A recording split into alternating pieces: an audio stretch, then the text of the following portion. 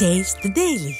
திருப்பூரில் online rummy விளையாட்டில் 3 லட்சம் ரூபாயை இழந்த பனியன் நிறுவன மேலாளர் விஷம் குடித்து தற்கொலை செய்து கொண்ட சம்பவம் பரபரப்பை ஏற்படுத்தியுள்ளது. Kongu main road TSR layout பகுதியைச் சேர்ந்த சிவா வெங்கடாச்சலம் என்பவர் ஆன்லைன் ரம்மி விளையாட்டிற்கு அடிமையாகி 3 லட்சம் ரூபாய் வரை பணத்தை இழந்ததாக கூறப்படுகிறது. இதனால் மனமுடைந்த சிவா வெங்கடாச்சலம் வீட்டில் யாரும் இல்லாதபோது விஷம் குடித்து தற்கொலை செய்து கொண்டார். ஆன்லைன் ரம்மி விளையாட்டை நிர்வாகத்திறனற்ற ஸ்டாலின் அரசு நிரந்தரமாக தடை செய்ய திராணி இல்லாததால் அப்பாவி மக்கள் பணத்தை இழந்து தற்கொலை செய்து கொள்வது அதிகரித்துள்ளதாக பொதுமக்கள் குற்றம் சாட்டியுள்ளனர். சென்னையில் தனியார் வங்கியின் வாடிக்கையாளர் காப்பீடு தொகையான 1,76 லட்சம் ரூபாயை கையாடல் செய்தவர் சிக்கினர்.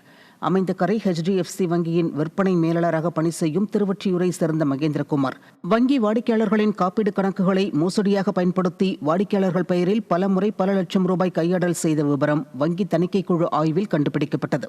அதற்கு அவரது தாய் விஜயலட்சுமியும் உடந்தையாக இருந்தது தெரியவந்தது. இதுகுறித்த புகாரில் இருவரும் சிக்கியதை அறிந்த பொதுமக்கள் ஸ்டாலின் ஆட்சியில் விதவிதமான மோசடிகள் அரங்கேறுவதாக குற்றம் சாட்டுகின்றனர்.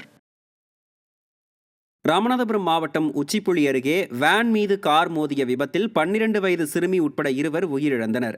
நதி பாலம் விலக்கருகே வந்து கொண்டிருந்த சுற்றுலா வேன் மீது ஓட்டுநரின் கட்டுப்பாட்டை இழந்த கார் மோதிய விபத்தில் வெங்கடேஸ்வரன் மற்றும் 12 வயது சிறுமியான மகாலட்சுமி ஆகியோர் சம்பவ இடத்திலேயே உயிரிழந்தனர். மேலும் இதில் படுகாயமடைந்த 10க்கும் மேற்பட்டோர் மருத்துவமனையில் அனுமதிக்கப்பட்டனர். ஸ்டாலின் ஆட்சியில் சாலை விபத்துகளின் எண்ணிக்கை நாளுக்கு நாள் உயர்ந்து வருவதாக பொதுமக்கள் வேதனை தெரிவிக்கின்றனர்.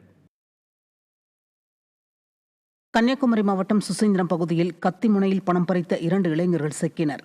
கற்காடு ரயில்வே கிராசிங் பகுதியில் சென்று கொண்டிருந்த ஐயப்பன் என்பவரை வழிமறித்த 2 இளைஞர்கள் கத்தி முனையில் அவரிடமிருந்து 1000 ரூபாயை பறித்துச் சென்றனர்.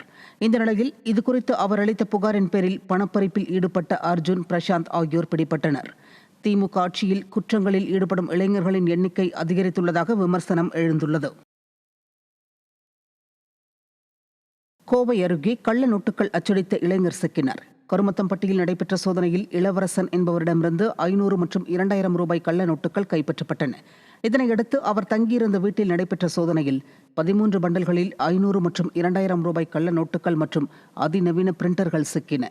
மேலும் இந்த வழக்கில் தொடர்புடைய 4 பேர் தலைமறைவாகி உள்ளதாகவும் கூறப்படுகிறது. திமுக ஆட்சியில் சந்தி சிரிக்கும் சட்டம் ஒழுங்கின் காரணமாக கஞ்சா, கள்ள நோட்டு என நடைபெறாத குற்றங்களே இல்லை என விமர்சனம் எழுந்துள்ளது. வேலூர் மாவட்டம் குடியாத்தம் அருகே திருவிழாவிற்கு வந்த ஓய்வு பெற்ற அரசு ஊழியரின் இருசக்கர வாகனத்தை மர்ம நபர் திருடிச் சென்ற சம்பவம் அப்பகுதியில் அதிர்ச்சியை ஏற்படுத்தியுள்ளது. எர்த்தாங்கல் பகுதியில் கங்கையம்மன் சிரசு திருவிழா நடைபெற்றது. இந்த திருவிழாவிற்கு வந்த கள்ளப்பாடி பகுதியைச் சேர்ந்த தபயேந்திரன் என்ற ஓய்வு பெற்ற அரசு ஊழியர் தனது இருசக்கர வாகனம் காணாமல் போனதைக் கண்டு அதிர்ச்சியடைந்தார். இதையடுத்து CCTV காட்சிகளை ஆய்வு செய்ததில் மர்ம நபர் ஒருவர் இருசக்கர வாகனத்தை திருடிச் சென்றது தெரியவந்தது. திறனற்ற திமுக ஆட்சியில் ஏவல் துறை கும்பகர்ண தூக்கத்தில் இருப்பதால் திருட்டு சம்பவங்கள் அதிகரித்துள்ளதாக பொதுமக்கள் குற்றம் சாட்டியுள்ளனர்.